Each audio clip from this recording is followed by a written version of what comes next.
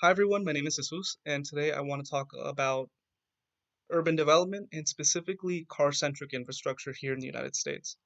Now, as someone who grew up in Latin America and then moved here, I noticed the difference and I've lived through it, and it's why I'm so passionate about this topic. Specifically, I want to articulate two reasons why I think you should care, and why I think when this video is over, I just want you to think a little bit about the world around you, essentially, and how things could be different and how they could be better. So the two topics I think that are most impactful in this discussion are first, the way that impacts our lives, specifically communities, and the second, the way that car infrastructure impacts the environment and efficiency. So delving into the first thing, car-centric infrastructure is essentially a system in which cars and roads are meant for cars. So, for example, if I live in a suburban development, like in the United States is so common, I'll have a large house, a backyard, full yard, I'll have a driveway, I'll have a cul-de-sac, and then there'll be a school maybe 5 minutes driving away, then there'll be work maybe 20, 30 minutes, sometimes an hour away, and this is fairly typical. To get to these places, you'll drive. Now, the issue that arises from this is the space required to make all this happen and the effect that space has on individuals. So, say for example, you're a little kid trying to grow up. If you want to go play on the street, there's an issue with that because it's not very safe. And that's the reason parents nowadays don't really let their kids go play on the street all that much.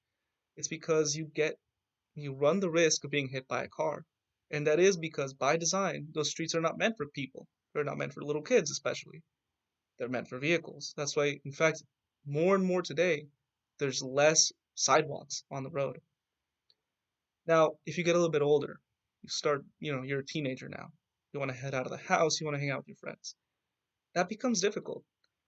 Back in ye olden days, when cities were more compact, you could walk to your friend's house, you could bike there even.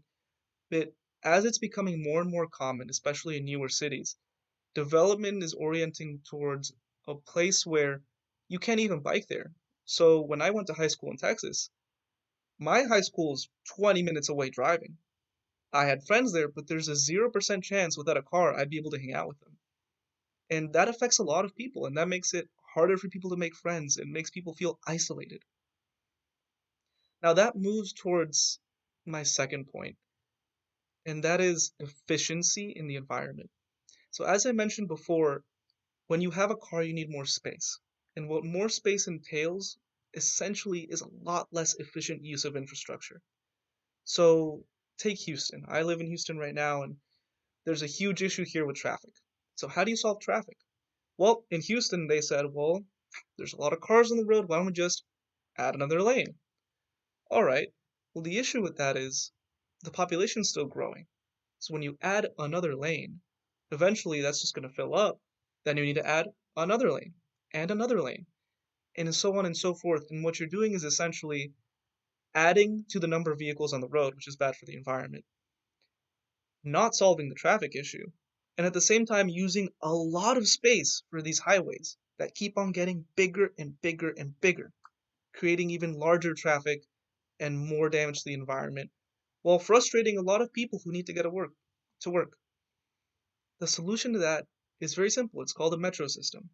A metro system is not only more efficient, but avoids a lot of these hurdles. In using tunnels and carriages, and well, as most people would say, packing people in, essentially you're getting people from A to B in a way that uses a lot less fuel, a lot less space, and does so a lot faster. So it's not only better for the environment, but it's better for the people that even just want to go to work and just want to get there efficiently. Now, I only have 5 minutes, so I want to wrap things up here. I just want you to take away two things. I'm going to restate them again just because I feel like they're so important. The first is that having to use up all this space for cars is not only expensive for people, but it's also driving a wedge between us. It's making life for people growing up harder, and it's making life for people just on a day-to-day basis to connect to each other much more difficult. And the second is that if we want to live in a sustainable world that's good for us and the environment, the way to do it's really simple, and it's just cutting out the middleman on the road. Thank you.